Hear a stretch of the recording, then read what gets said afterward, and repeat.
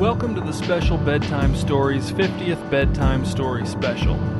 It's called Gnatswatter, and I hope you're not the kind of person to deny a man a few self-referential inside jokes. Let's begin. Within 2 months of his arrival, Mr. Gomez was the most famous man in town. As Frowlett's foremost Gnatswatter, his services were in constant demand, and in the small sheltered community, he made more money than he could hope to spend. Mr. Gomez's gnat swatting technique was simple, or rather he had no technique, he didn't need one. He had been born with a gift that allowed him to approach gnats without alarming them. In fact, his mere presence often seemed to soothe a gnat, and as Mr. Gomez approached it would cease its mad flitting about, find a convenient place to land, and Mr. Gomez would swat it with a rolled-up menu from whichever restaurant was sponsoring him at the time. Did the gnats simply trust Mr. Gomez? Did they not perceive him as a threat? Was he invisible to them? No one knew, not even Mr. Gomez. One day while Mr. Gomez was lounging shirtless on a deck built around his above-ground swimming pool, reclining on the single most expensive deck chair in town, 2 members of the Frowlett Events Committee came through the back gate into his yard, uninvited. The men marched up onto Mr. Gomez's deck. "I'm Mr. Gritter," said one. He didn't look like much of a man. "And this is Mr. Cuvan." Mr. Cuvan, overdressed for the weather in long sleeves and pants, looked at the pool with longing. "Good afternoon," said Mr. Gomez, trying his best to sound insincere. "As you know," said Mr. Gritter, "in 1 week we will begin our 50th celebration festival." "I didn't know that," said Mr. Gomez. "What's the town celebrating?" "It's the 50th festival, celebrating 50 years of celebrating every year," said Mr. Gritter. "So nothing happened 50 years ago on the date?" "On the contrary," said Mr. Gritter, 50 years ago on the date, the town of Frowlett decided to celebrate for the first time." "But what were they celebrating?" asked Mr. Gomez. "They were celebrating the decision to celebrate," said Mr. Gritter. He and Mr. Cuvan exchanged a look that Mr. Gomez found personally insulting.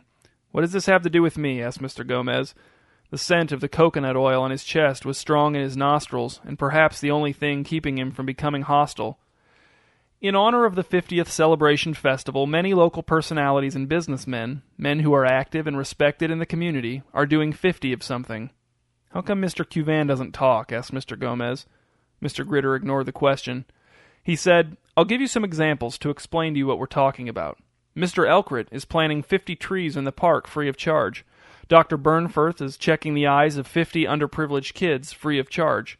Sheriff Grayling is letting 50 people roll through the stop sign on 18th and Grove free of charge." "Listen," said Mr. Gomez, "I don't even know if there are 50 gnats left in Frowlett. I might put myself out of business." "You're the most famous man in town," said Mr. Gritter.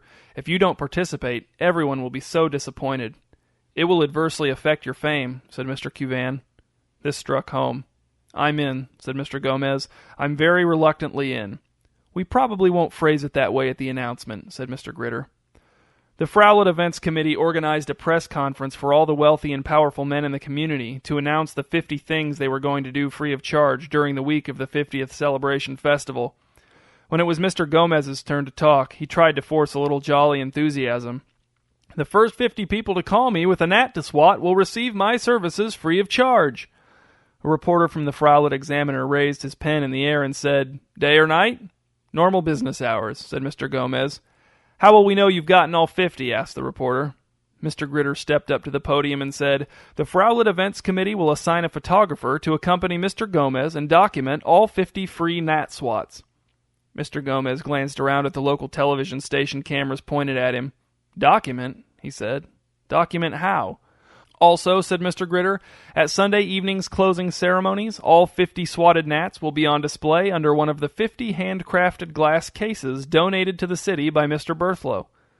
Mr. Gomez said, "There's not usually much left to display after a gnat gets swatted," but Mr. Berthlow was already elbowing him aside for his turn at the podium. The photographer assigned to Mr. Gomez was Mr. Cuvan. He showed up at Mr. Gomez's house on the first morning of the 50th celebration festival and just hung around, waiting with Mr. Gomez for the calls to come in. When they did, he rode along in Mr. Gomez's work van to the sites, never seeming interested in any sort of conversation. Once Mr. Gomez had swatted the offending gnat, Mr. Cuvan would have him pose with the smiling client, snap a picture, and then scrape whatever was left of the gnat into a tiny plastic bag, which he then numbered for the eventual display. At the end of the second day, Mr. Gomez had received only 11 calls, and at 2 of them, when he'd shown up at the site, the gnats were gone, which was a common occurrence in his line of work. "At this rate, I'm not going to make 50 by the end of the week," he said to Mr. Cuvan, who was still hanging around on his patio with him, even though business hours were over. Mr. Cuvan said nothing. He wasn't dressed for the unseasonably chilly evening air, and he kept shooting glances at the patio door. "It's bad enough I'm not making any money," said Mr. Gomez, "but now I've got this extra deadline stress. You've taken away the 2 things I love most about gnat swatting: good money, no stress." Mr. Cuvan may not have been listening. Mr. Gomez sat down on the most expensive freestanding porch swing in town and said, "I thought I'd be getting more calls. 11 in 2 days is pretty much the same as always. There just aren't enough gnats pestering people in town. I guess I'm not going to meet my goal. 30 free gnat swats should be fine, right?" Mr. Cuvan frowned. "What?" said Mr. Gomez. "I'm going to be the only prominent citizen who doesn't meet his goal? Big deal. I made myself available. Not enough calls are coming in. How is that my fault?" "It will adversely affect your fame," said Mr. Cuvan. "All right," said Mr. Gomez. "Maybe I could go around after business hours and swat gnats on public property as a general service to the community, and we could count those towards the total." Mr. Cuvan nodded. "Fine," said Mr. Gomez. "Let's go down to the park. We might be able to scare up a gnat or 2 there." Mr. Cuvan looked like he wanted to borrow a sweatshirt, but Mr. Gomez didn't offer. Searching for gnats after business hours picked up the pace. So did an increasingly liberal approach to counting. For example, after swatting gnat number 12, there was enough left to cause Mr. Gomez to wonder if it could possibly be the remains of 2 gnats. He decided to count it as such, and Mr. Cuvan scraped the remains into 2 separate bags and numbered them 12 and 13. Mr. Gomez didn't even swat number 17. Mr. Cuvan swatted it off of his own forehead while he was lining up a shot of Mr. Gomez with the grinning client who had called in number 16. "What did you just swat?" asked Mr. Gomez. "Was it a gnat?" Mr. Cuvan looked at the smear on his hand and shrugged. "In my expert opinion," said Mr. Gomez, examining Mr. Cuvan's palm, "these could very well be the remains of a gnat. Put it in a bag and label it, Mr. Cuvan." Mr. Cuvan looked skeptical. "You wouldn't have been here to swat it if not for me," said Mr. Gomez. "We're counting it." At the end of the 4th day of the Frowlet 50th Celebration Festival, Mr. Gomez had swatted 34 gnats. He had a little over 2.5 days to swat just 16 more gnats, which should have been encouraging, but Mr. Gomez was worried. Something was happening to either him or the gnats or both. As the number of swatted gnats climbed towards 50, Mr. Gomez had begun to notice a decline in the power of his gift. The gnats seemed more aware of him. They had begun to behave as if they knew he wanted to swat them. They edged away from him as he approached. Some of them buzzed in his ears and around his eyelashes, just like they would have with anybody else. For the first time in his life, Mr. Gomez started missing on the occasional swat.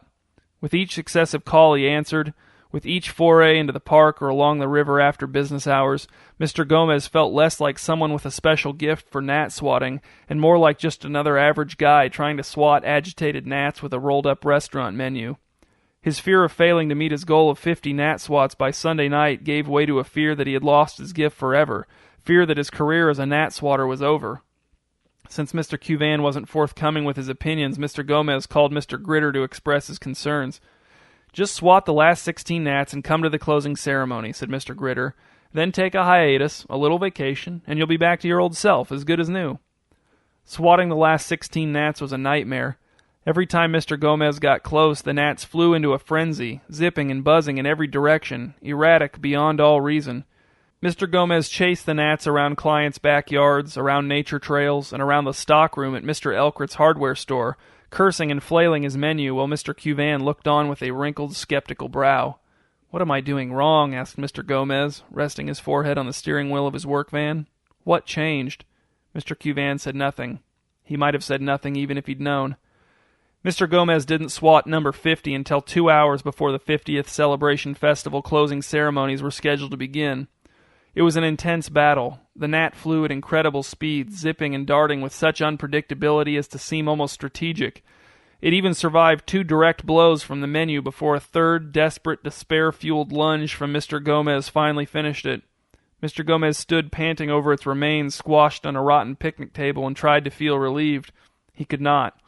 Mr. Cuvan scraped the final gnat's remnants into the final bag and wrote the number 50 on it with an exclamation point. Then, with time running out on them, the men jumped into Mr. Gomez's work van and raced off to change clothes and arrange the swatted gnats in the glass display case at the fairgrounds. Attendance was sparse at the 50th Celebration Festival closing ceremonies. Everyone was all celebrated out. Frowlett's prominent men sat on uncomfortable folding chairs on a large outdoor stage, while Mayor Blugrit officially recognized them one by one and detailed their charitable donations of 50 of this good or 50 of that service. Since Mr. Gomez was the most famous of the prominent men, he was to be recognized last. He felt sick, like his guts were all twisted and tangled. He sat in his chair and stared at his feet. Mayor Blugrit droned on, defending several unpopular policies that had nothing to do with the 50th Celebration Festival. Mr. Gomez looked over at the display case containing the 50 swatted gnats where it sat on a stand at the edge of the stage, concealed under a green cloth that looked like it might be somebody's curtain. Mr. Cuvan stood next to it, ready to pull the cloth away on cue. After a few remarks from Mr. Gomez, the spectators would be permitted to come up on stage and file past the case to gaze upon the remnants of the 50 gnats Mr. Gomez had swatted free of charge in honor of the 50th Celebration Festival. Mr. Gomez wondered if they would be the last 50 gnats he'd ever swat as a professional. He wondered if he'd be able to swat another 50 gnats in his life.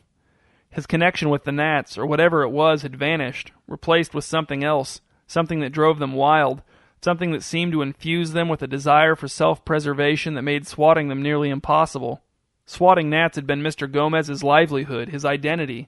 Now he couldn't think of anyone less qualified for the job. The mayor stopped speaking in mid-sentence, his voice strangling off into nothing. The assembled crowd turned and followed the mayor's stare toward the red and blue sunset behind them. Mr. Gomez looked up. A swirling, shifting cloud was surging towards them, fraying along its edges, blotting out a huge chunk of the sky as it swelled and expanded, emitting a sustained whine that penetrated the hearts of every citizen present, the prominent and the not prominent alike. The mayor, the spectators, and the other prominent men succumbed to panic and fled, shouting and waving their hands around their faces, as if the gnats were already upon them. In their haste, some of the prominent men of Frowlett knocked the 50 swatted gnats display case off the edge of the stage. The glass shattered, and the 50 tiny bags of swatted gnat remains scattered across the grass. Mr. Gomez got to his feet and walked to the edge of the stage. Mr. Cuvan was the only other person who hadn't yet run away, although he appeared to be on the verge. "This will adversely affect your fame," he said, his hands shaking, sweat pouring down his face. "My fame could use a little adversity," said Mr. Gomez, and he took a laminated restaurant menu out of his suit coat and rolled it up.